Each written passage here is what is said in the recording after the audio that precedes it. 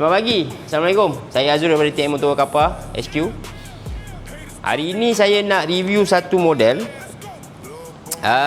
Tracer Night GT warna hitam. Banyak jajan ni juga yang ada dekat depan saya ni.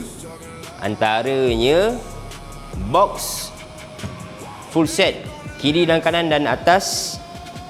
Dia datangkan juga dengan engine guide kiri dan kanan. Exhaust masih lagi original. Didatangkan juga dengan dashcam. Ada spotlight pasang. Ada radiator guide.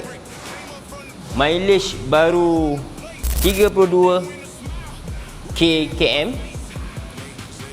Dengan harga jualan 53,800 tahun 2023. Tadi saya dah review untuk V3.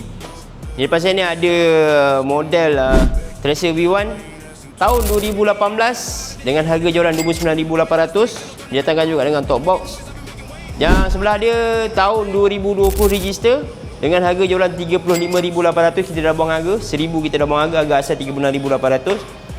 Okey, yang ni pun sama juga V3 tahun 2022 dengan harga jualan 48,800. Sebelah juga V3 juga tahun 2022 dengan harga jualan 51,800. Dan yang dua biji ini model V1 tahun 2018 dengan harga jualan 30,800. Dan yang terakhir tahun 2016 dengan harga jualan 29,800. Mana yang mencari model Tracer Night GT V1, V2, V3, saya ready stock. Boleh cari dekat TM Motor Kappa, cari saya Azrul.